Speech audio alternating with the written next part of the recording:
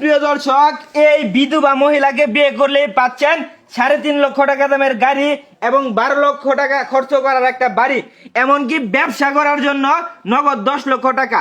আচ্ছা আন্টি, আপনার কি আগে বিয়ে হয়েছে কিনা, কিভাবে আপনার হাজবেন্ড মরছে, একটু বিস্তারিত আমাদেরকে বলেন এবং কিরকম পাত্র হলে আপনি বিয়ে করবেন একটু বিস্তারিত আমাদেরকে একটু বলেন।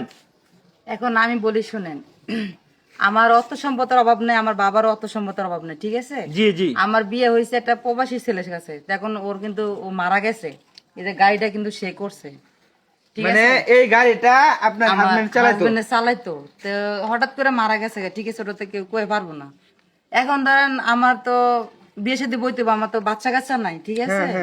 এখন আমার দিকেও বিয়ে করে, তাহলে আমার 10 লাখ টাকা পাবে, এই গাড়িটা পাবে, আর আমার এই যে বাড়িটা সাধারণ বাড়ি দেখেন, দেখেন এই বাড়িটা পাবে, ঠিক আছে? মানে আপনাকে বিয়ে করলেই পাচ্ছে গাড়ি বাড়ি এবং সাথে নারী তো থাকছে, এবং কি ব্যবসা করার জন্য আবার 10 লক্ষ টাকা থাকবে। আচ্ছা, কিরকম ছেলে হলে আপনি বিয়ে করবেন একটু বলেন।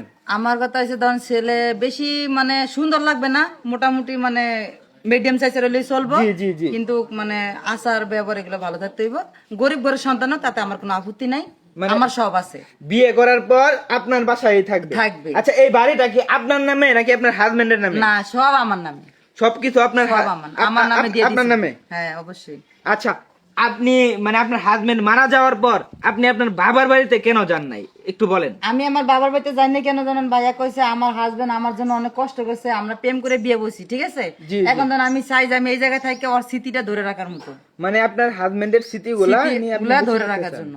এখন আমি চাইতেছি যে একটা মধ্যম নাহলে একটা গরিব পরিবারের একটা ছেলে হইলে, আমি যেমন এই বাড়িতে আমার থাকলো, আমার হাজবেন্ডের যে আগে যে মানে এই বাড়ি গাড়ি যা আছে টাকা পয়সা আমি ওরা সব দিয়ে দিমু, দিয়ে আমি এই জায়গায় থাকতে চাই।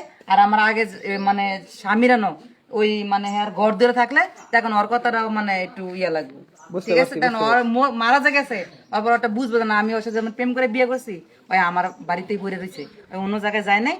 যেহেতু বিয়ে করছে, ঠিক আছে, বিয়ে তো হচ্ছে আপনার ফরসা দেয়, ঠিক আছে? ওটা তো কোনো খারাপ না। আমি যদি আজকে দিই বাড়ি ঘর দিয়ে ফালাতে একটা অন্য ছেলের লাগে যাই, তো মানুষ আমার খারাপ কইবো।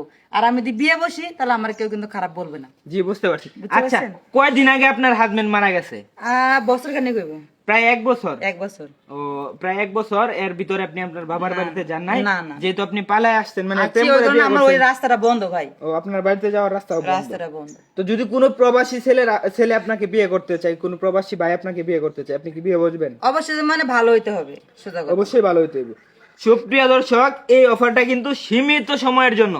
ভিডিওটা আপনারা ব্যাপক পরিমাণে শেয়ার করেন, যাতে নিজে বিয়ে না করতে পারলেও আপনার বন্ধু বান্ধবরাও যাতে বিয়ে করতে পারে, এই অফারটা কাজে লাগাইতে পারে। তো সকলে ভালো থাকবেন, সুস্থ থাকবেন এবং আপুর জন্য ইমার্জেন্সি পাত্র দেখবেন। সবাইকে ধন্যবাদ। আসসালামু আলাইকুম।